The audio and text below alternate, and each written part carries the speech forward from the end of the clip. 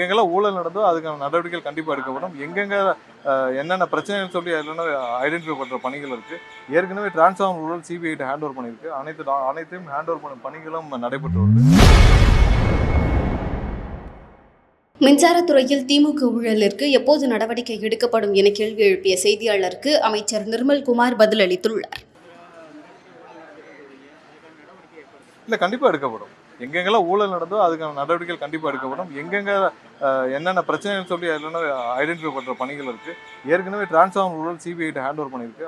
அனைத்தையும் hand over பண்ணும் பணிகளும் நடைபெற்று வருது. எங்கெங்கெல்லாம் தவறு நடந்திருக்கோ, ஊழல் நடந்திருக்கோ, யாரும் தவறு செய்தார்களோ அவர் மீது நடவடிக்கை எடுக்கப்பட்டு தான் வந்துட்டு இருக்கு. கண்டிப்பாக நடவடிக்கைகள் இருக்கும். ஏன்னா மக்களுடைய பணத்தையும் மக்களுக்கான இருக்கும் நிறுவனத்தின் மீதும் யாரும் தவறு செய்ததில்லை. அதுக்கான நடவடிக்கை சட்டப்பூர்வ நடவடிக்கை ஆட்டோமேட்டிக்காக எடுக்க தான் செய்யும். இல்லை, இப்போ இந்த வருடத்திற்கான நம்ம சட்டக்கல்லூரிகளுடைய இதில் வந்து நீங்கள் துவங்குறதுக்கான வேலை பணிகள் அது இல்லாமல் போன இதில் வந்து ஏபிபியோடைய அசிஸ்டன்ட் பப்ளிக் ப்ராசிக்யூட்டர்ஸ் நியமனங்கள் தொடர்பான விஷயங்கள், அது இல்லாமல் அடுத்து வர்ற ஒவ்வொரு டிஸ்ட்ரிக்ட் லெவலில் இருக்கிற வழக்கறிஞர்கள் நியமிப்பது, அது போன்ற பல ஆலோசனைகள் மேற்கொள்ளப்பட்டது.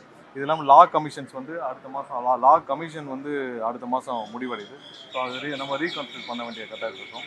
ஸோ லா கமிஷன்ஸ் கொண்டு வரணும். ஸோ இதெல்லாம் அனைத்து பணிகள் குறித்தும் ஆய்வு செய்யப்பட்டது. ஸோ விரைவில் நம்மளுடைய சட்டக்கல்லூரிகள், அதாவது அரசு சட்டக்கல்லூரிகள் மற்றும் தனியார் சட்டக்கல்லூரிகளில் ஒரு சில இடத்துல முறைகேடுகள், தவறான விதிமீறல் கண்டுபிடிக்கப்பட்டது. அவங்களாம் ஷோகாஸ் நோட்டீஸ் அனுப்பும் பணிகள் இருக்கு.